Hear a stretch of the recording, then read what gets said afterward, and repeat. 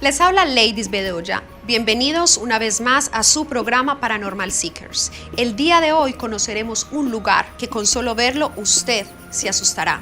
La vieja cárcel de San Agustín, construida en 1891. Esta cárcel fue designada Patrimonio Histórico Nacional y hoy nuestros investigadores tratarán de buscar los fenómenos que la habitan.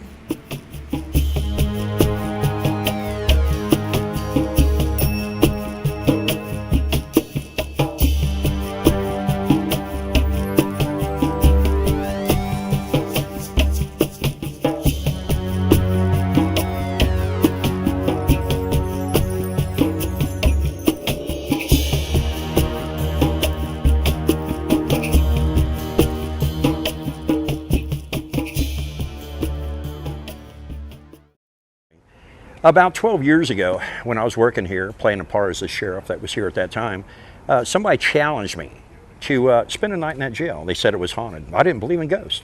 You know, I was in Vietnam, did all that stuff. I was a police officer, and, nothing ever scared me. So I said, I'll take you up on that. Well, I came here. I spent the night in the upper cell block. I went down to McDonald's, bought me a bag of hamburgers, got me some Diet Coke, and got me a book and a flashlight. And I said, I'll spend the night in there, no problem. Well, I went into that cell that night. They locked that cell. They actually locked the outside door. I stayed in there all night, but it was not a comfortable night.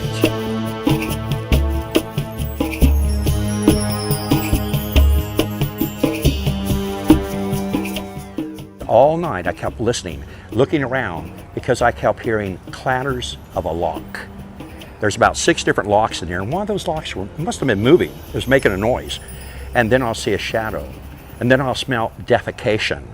Because back in 1908, a lot of men died in here and they didn't have bathrooms in here. So they defecated on the floor. I would smell urination because they also urinated on the floor.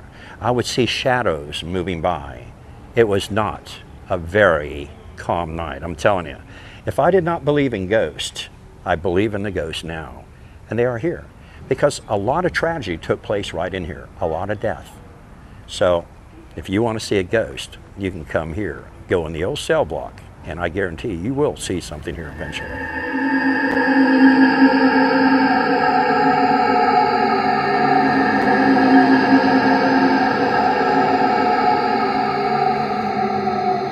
This building was built in 1891, stayed a real jail until 1953 when they closed it down and became a museum.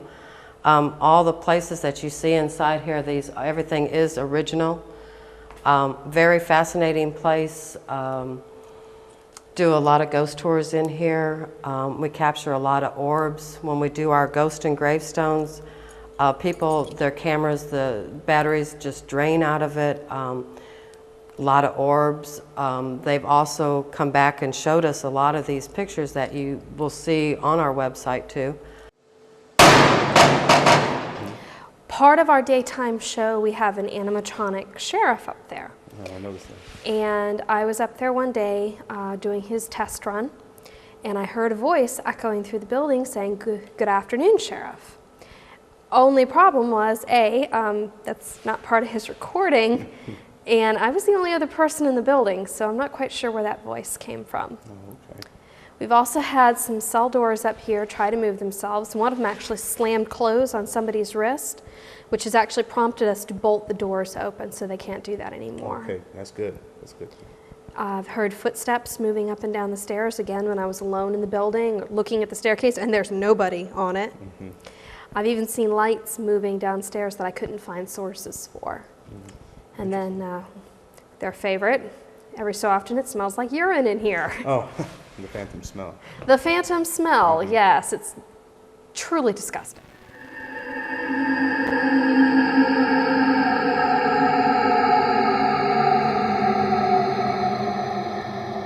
Back in 1999, I was working here and I used to drive one of the trolleys here. Well, this one morning, I was the first one to come in here. Now, all the gates here were locked. I unlocked the gate. My first trolley that I was going to take out that day was sitting right over here.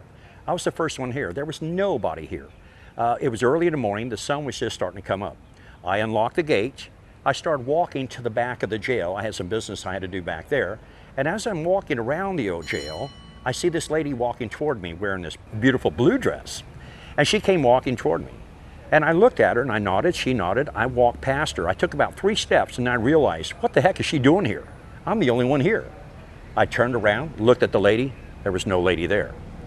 About 10 years later, I was down here in St. Augustine on St. George Street doing one of my ghost tours. I had a ghost tour company here. And this one night about midnight, I did a midnight tour on Friday and Saturday night. This one midnight, I was standing by my door at my office, and I was waiting to see if any people were going to show up for the midnight tour. Well, it was almost midnight. It was very cold. I looked across the street, and I see this lady walking toward me. Beautiful blue dress, like during the turn of the century. I looked at her. She nodded. I nodded. She turned. I turned my head to look at my briefcase that was in my office. I turned my head back to ask this lady what she was doing here and where she was working for somebody else. But when I turned my head back, she was no longer there. That night, driving home, it dawned on me that the lady that I just saw that night was the same lady I saw 10 years earlier at the old jail. We have a lot of activity right here in this area. Like I said, this is the spot that she saw it. He was kind of scrunched down, kind of looking at her. She said it scared her so bad, because then her husband was standing over on the other side, that she literally just took off running out of this place. Esta pequeña cárcel que mantenía alrededor de 72 prisioneros. ¿Se imaginan el estado de los prisioneros que la habitaban? Así que no se mueva, que regresamos con la investigación. No se retiren, enseguida continuamos con Paranormal Seekers.